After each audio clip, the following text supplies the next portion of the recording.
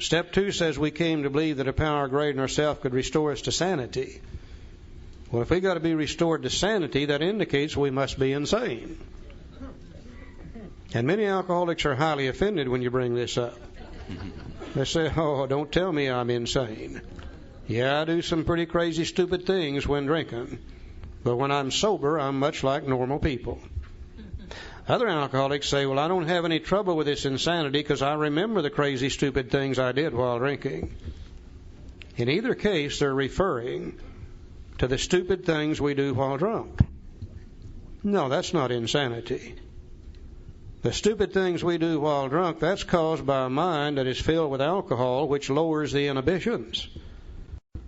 And if your mind is filled with something that lowers your inhibitions, look out. You're going to do some pretty crazy, stupid things, all right. That's why they give all that free booze downstairs. That's not insanity. That's caused by alcohol itself. In order for us to understand this, we finally had to go back to the dictionary again and to look up the word sanity or the word sane. And it's defined in the dictionary as wholeness of mind or completeness of mind. If your mind is whole, if your mind is complete, that means you can see the truth about everything around you. You'll normally make decisions then based on truth, and life turns out to be pretty good. An insane mind is one that is less than whole. A mind that is less than whole cannot always see the truth about everything around it. Sometimes makes a decision based upon a lie, and then life becomes pretty lousy. To be insane does not mean you're crazy. If you're crazy, that means you've lost more than half your marbles, and you got to be locked up somewhere to protect you and society from you. That's craziness, but insanity is just less than whole. I think one of the best ways I know to illustrate it is just, let's take a pie. Set it here in front of us. Let's cut that pie into 10 pieces. You come along and I give you a piece of pie. My pie is now less than whole, but hell, I've still got 90% of it. Somebody else comes along, I give them a piece of pie. My pie is now more or less than whole, but I've still got 80% of it. Insanity does not mean you're all gone. It just means you're not quite all here. Now, when it comes to alcohol, from time to time, it seems as though we're not quite all here, because we can't always see the truth about alcohol. We make a decision based upon a lie, then we run into the truth, and life becomes an absolute living hell. So let's look within the mind of we alcoholics. Just before we take the first drink, stone cold sober, can we or can we not see the truth? If we can see the truth, we're sane. If we can't, we're insane. Now, Bill is going to show us this by a series of examples. He's going to give us the man of 30. He's going to look at Jim. He's going to look at the jaywalker. And he's going to look at Fred. And each time we're going to look into the mind to see if we can or cannot see the truth about alcohol. Let's look at it in just a few minutes. This chapter is called More About Alcoholism. It could be called More Truth About Alcoholism. I've heard all my life, if you know the truth will set you free. And if you're not free, it's because you don't know the truth. And this chapter here is to give me more truth so I can base my life upon truth rather than upon things that are not true. It said most of us have been unwilling to admit that we were real alcoholics. No person likes to think that he's bodily and mentally different from his fellows. Therefore, it's not surprising that our drinking careers have been characterized by countless vain attempts to prove that we drink like other people. The idea that somehow, someday, he will control and enjoy his drinking is the great obsession of every abnormal drinker. The persistence of this illusion is astonishing. Many pursue it into the gates of insanity or death. Now, we learned that we had to fully concede to our innermost selves that we were alcoholics. This is the first step in recovery. The delusion that we're like other people or presently may be has to be smashed. Now, be careful. In these 2 paragraphs that Joe just read, he has used 4 different words that all mean the same thing. And if you catch him at it, you know what he's doing. If you don't, you'll think he's talking about something else. He said the idea that someday somehow someday he will control and enjoy his drinking is a great obsession of every abnormal drinker. Now we know an obsession is an idea that is so strong it can make you believe something that's not true. It can make you believe a lie. The persistence of this illusion is astonishing. We know what an illusionist is. An illusionist is a magician, and they can stand in front of you in a sleight of hand and a few props. They can make you believe something that's not true. So illusion also means to believe something that's not true or to believe a lie. Many pursue it into the gates of insanity or death. Insanity is to believe something that's not true.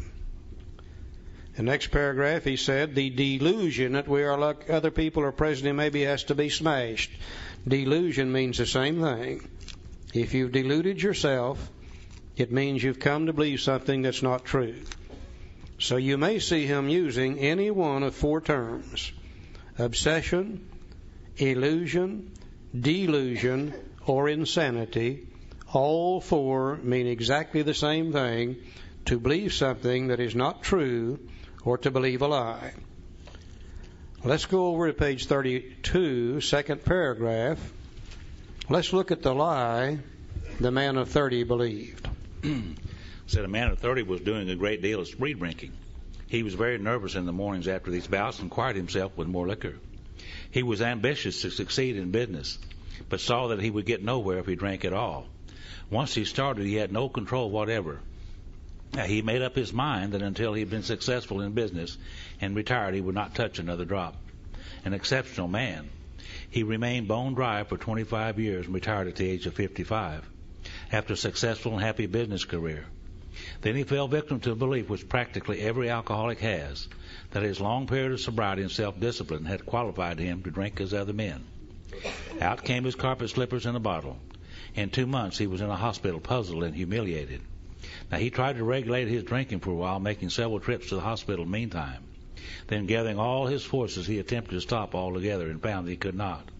Every means of solving his problem which money could buy was at his disposal. Every attempt failed. Though a robust man in retirement, he went to pieces quickly and was dead within 4 years. Now, this case contains a powerful lesson. Most of us have believed that if we remain sober for a long stretch, we could thereafter drink normally. But here is a man who at 55 years found where he has just left off at 30. We have seen the truth demonstrated again and again. Once an alcoholic, always an alcoholic. Commencing to drink after a period of sobriety, we're in a short time as bad as ever. Now, if we're planning to stop drinking, there must be no reservation of any kind, nor any lurking notion that someday we'll be immune to alcohol. Now, we know the truth to be this: once an alcoholic, always an alcoholic. We've never seen one single case where one of us was able to go back to successful drinking. Now, to believe anything different than that is to believe something that is not true or to believe a lie. This guy believed that after 25 years of sobriety, he could now drink like normal people.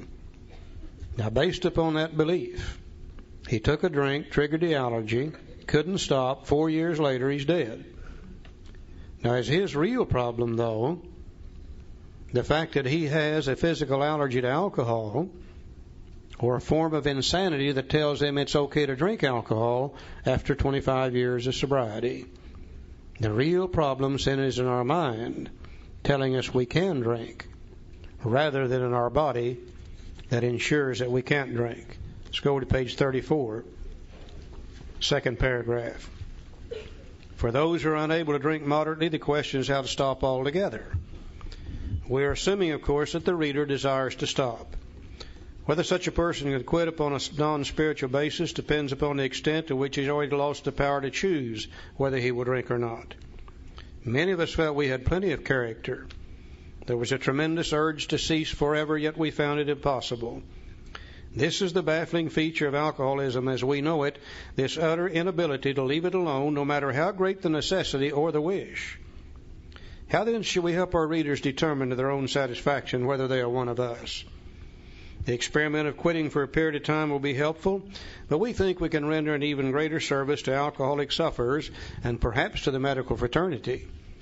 So we shall describe some of the mental states that precede a relapse into drinking, for obviously this is the crux of the problem. What sort of thinking dominates an alcoholic who repeats time after time the desperate experiment of the first drink? Friends who have reasoned with him after a spree which has brought him to the point of divorce or bankruptcy are mystified when he walks directly into a saloon. Why does he? What is he thinking? Our first example is a friend we shall call Jim. Now we're going to look in old Jim's mind just before he gets drunk. And we're going to see whether he is sane or insane. Joe loves Jim. Yeah, I love old Jim. I identify with Jim. Our first example is a friend we shall call Jim. This man has a charming wife and family. He inherited a lucrative automobile agency. He had a commendable war record. He's a good salesman. Everybody likes him. Typical alcoholic, isn't he? He's an intelligent man and normal so far as we can see, except for a nervous disposition. Now, he did no drinking until he was 35. In a few years, he became so violent when intoxicated he had to be committed. On leaving the asylum, he came into contact with us. Now, we told him what we knew of alcoholism. They told him about step 1, the physical allergy, the obsession of the mind, the powerless condition. And the answer we had found. They told him about step 2, the power greater than ourselves could restore us to sanity. Now, he made a beginning. A little later on, the book says step 3 is just a beginning. So apparently Jim took steps 1, 2, and 3, and immediately things started to get better for him. His family was reassembled, and he began to work as a salesman for a business he lost through drinking. And all went well for a time, but he failed to enlarge his spiritual life. The book's going to tell us the only way we enlarge on step 3 is 4, 5, 6, 7, 8, 9, 10, 11, and 12, and Jim didn't do any of those. 1, 2, and 3. To his consternation, he found himself drunk a half a dozen times in rapid succession.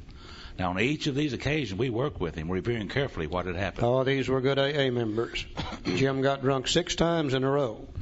Each time they went over there and worked with him, carefully reviewing what had happened. You get drunk 6 times in a row today, they probably won't have anything to do with you. These were good, solid AA members. He agreed he was a real alcoholic and in serious condition. Now, he knew he faced another trip to the asylum if he kept on. Moreover, he would lose his family from whom he had deep affection. Yet he got drunk again, and we asked him to tell us exactly what happened. They're getting a little tired of Jim now. They said, my God, Jim, this is 7 times in a row. Let's don't go through this anymore. You sit down here, and you tell us exactly how this has happened. Now, on page 36, we're going to see where Jim was sane, and then we're going to see where he went insane. Well, this is his story. I came to work on Tuesday morning. And we read this book for years before we saw this. I came to work on Tuesday morning.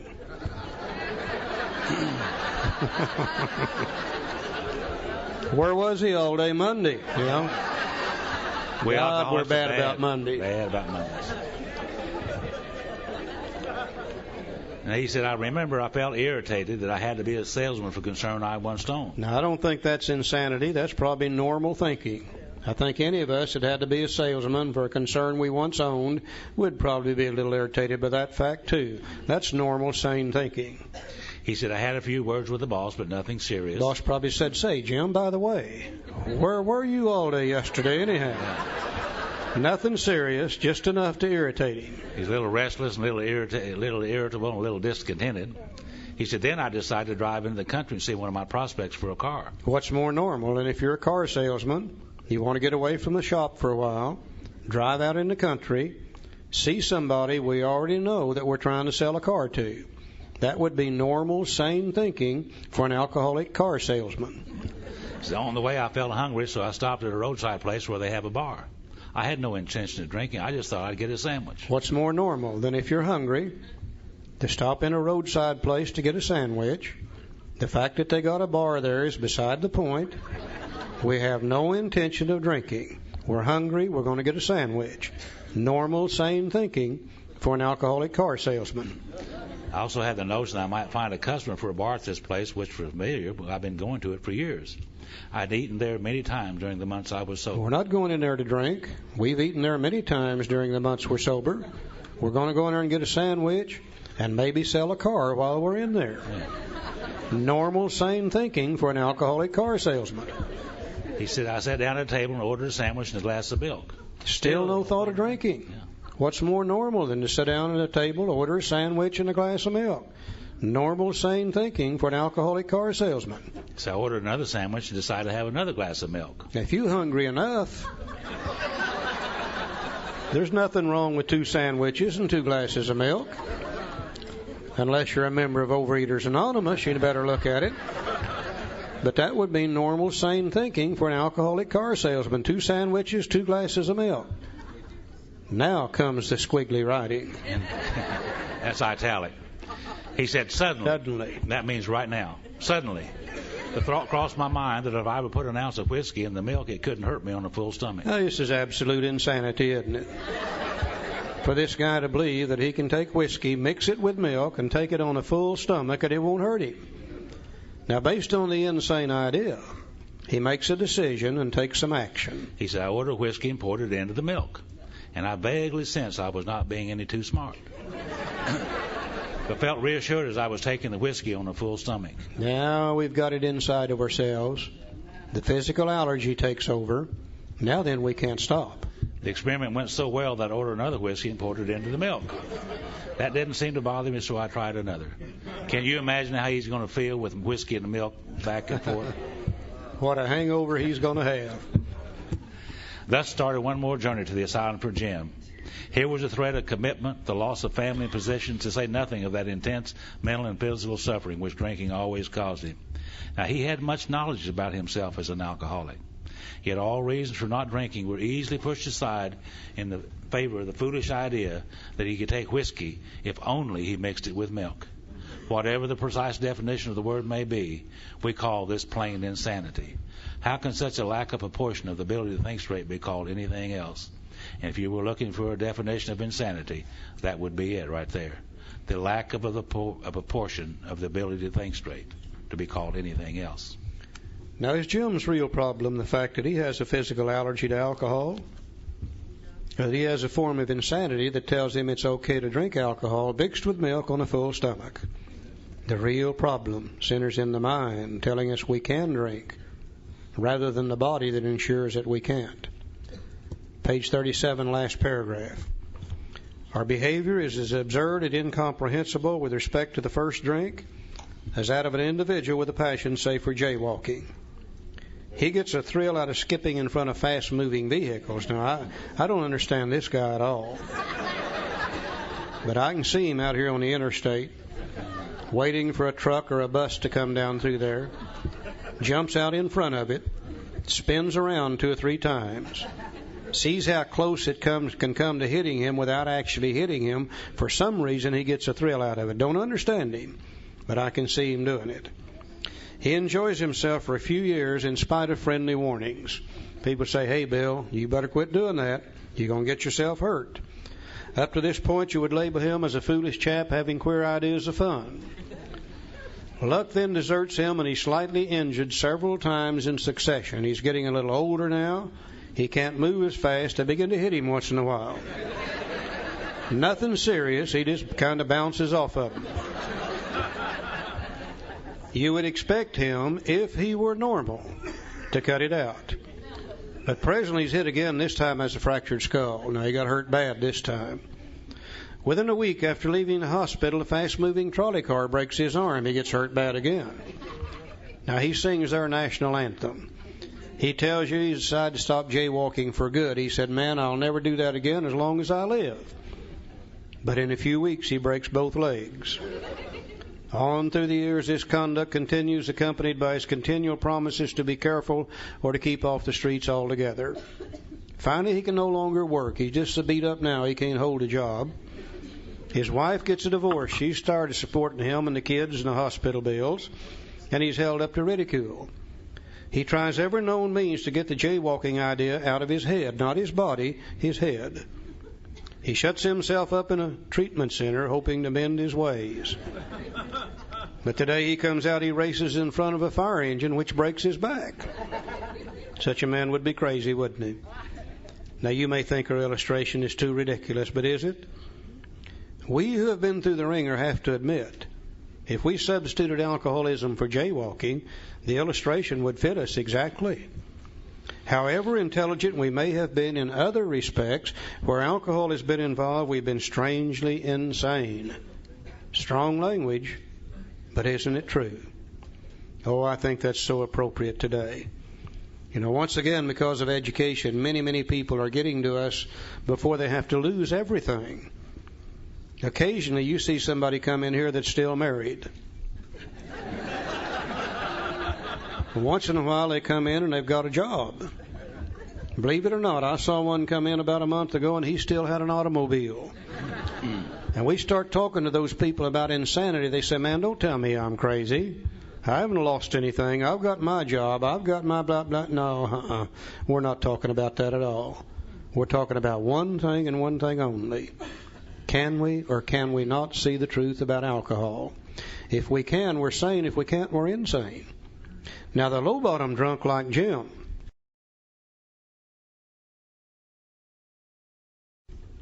probably easier for him to see his insanity because he lost everything that he had, period.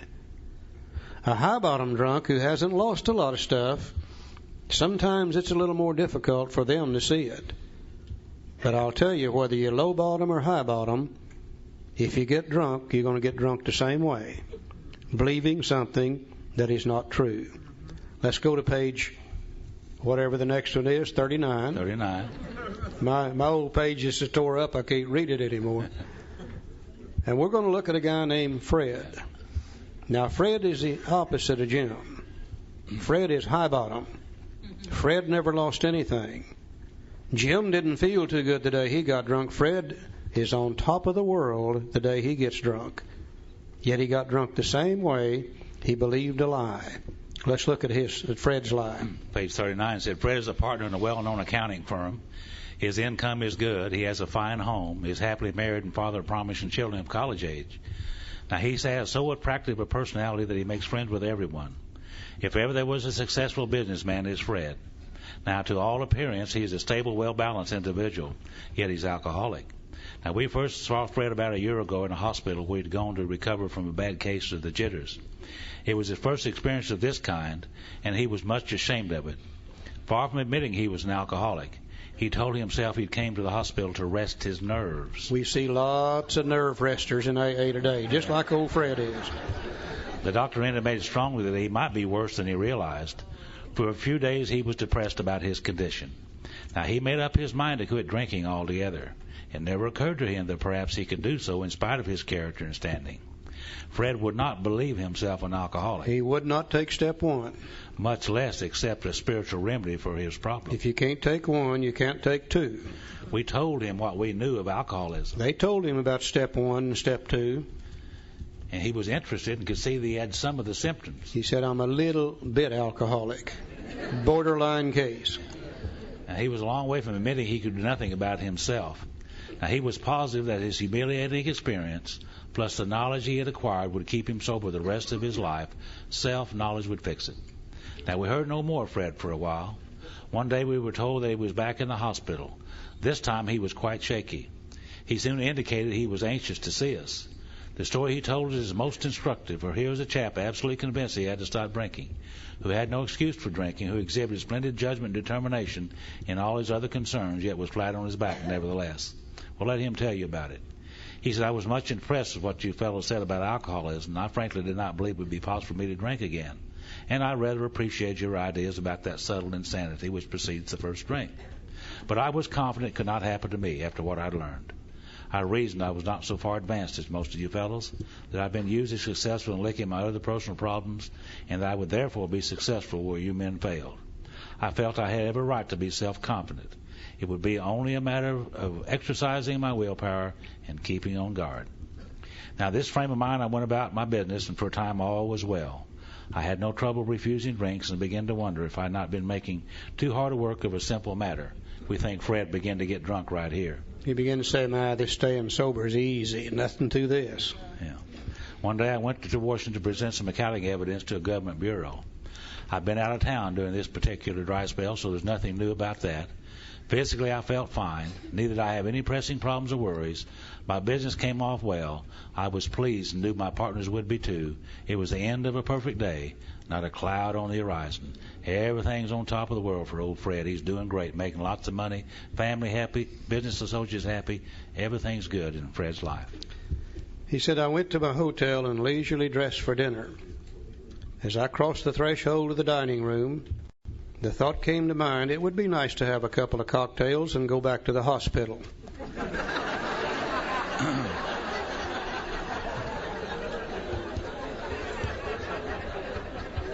Now that's the truth, isn't it?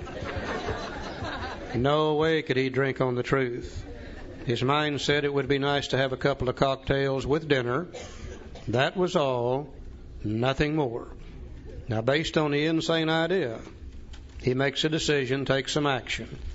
I ordered a cocktail in my meal, then I ordered another cocktail. Now, we got it inside ourselves now. The allergy takes over.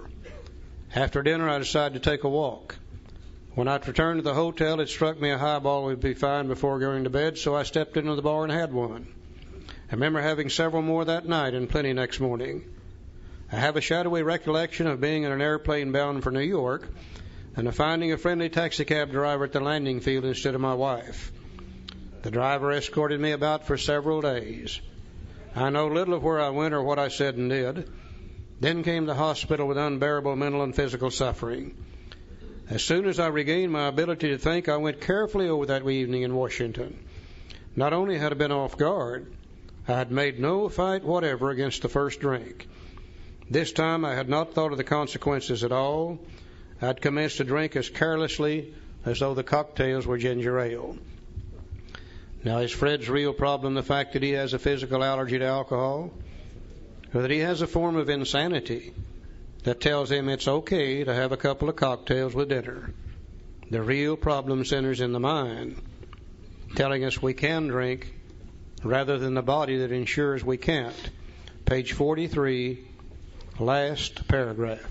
You know, Bill had the idea that self-knowledge would fix it, and Roland had the idea that self-knowledge would fix it. Fred had the idea that self-knowledge would fix it. Bill's trying to show us through here they all have the obsession of the mind. And he's trying to show us through the illustrations of Man of 30, Jim, Jay Walker, and Fred to tell us one thing. And the last paragraph says, once more. So he just went through all this to say once more, the alcoholic at certain times has no effective mental defense against the first drink. Except in a few rare cases, neither he nor any other human being can provide such a defense. His defense must come from a higher power, and that is the solution. So you can't heal a sick mind with a sick mind. Self-knowledge won't get it. The more we try to think our way out of it, the deeper into it we get. We must come from a higher power. Our defense must come from a higher power. And you notice he didn't say the practicing alcoholic or the drinking alcoholic. He just said the alcoholic. Now, what that means to me today is that I have no effective mental defense against the first drink. Left on my own resources, invariably I'm going to go right back to drinking again without the aid of a power greater than human power. Now, if you're the kind of alcoholic that I am, and if you were raised in the church setting that I was raised in, by the end of chapter 3, you are now faced with one hell of a dilemma. Because he's convinced me in chapter 3, without the aid of a power greater than I am, I'm going back to drinking. But I also felt that even though that was true, it wouldn't be possible for me to get the aid of a power greater than I am. Because you see, like Joe, I was raised in a good old Southern Baptist church. Now, I've got nothing against a good old Southern Baptist church. It's a great church. But when I was a kid growing up, I'm sure that from time to time they talked about a kind and a loving God. But if they did, the message never got to the pew I sat in. Because all I ever remember hearing about God when I was growing up in church was hellfire and brimstone and going to hell for lying and cheating and stealing and drinking whiskey and committing adultery. By the time I got to AA, I'd been doing that for about 20-some-odd years. And I know that God had already told St. Peter, when that little four-eyed sucker gets up here, send them downstairs. We'll not need his kind. And I knew that if God had anything to do with me, it wouldn't be anything good. It would certainly be something bad. I remember so clearly when I separated from God. In that Baptist church I grew up in, they gave me the rules. They said, if you do this, this, and this, you'll be okay. If you do that, that, and that, you're going to hell just sure as anything. Now, I didn't have any trouble with their rules at all until I got to be about 12 or 13 years old. And one day it seemed to me that the preacher looked me straight in the eye, and he said, son, to think about doing it is just as bad as doing it. And I said, oh, shit.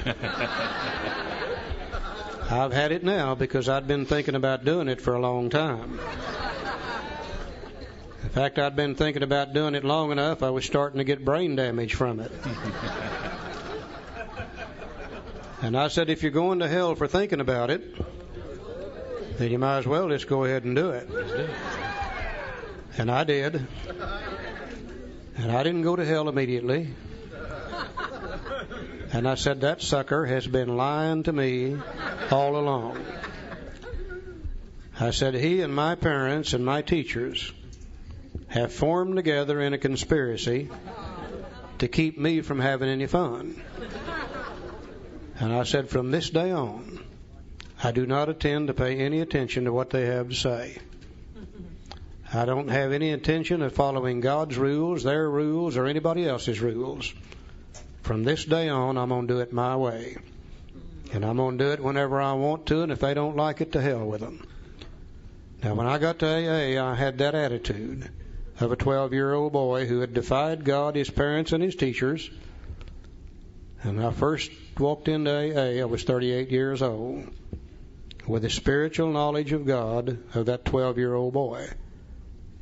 No wonder we have trouble with this God thing when we get to AA. Anybody else ever have those kind of feelings about God and people? See? And I think Bill recognized that. And I think he said sooner or later, I'm going to have to ask these people to make a decision about God.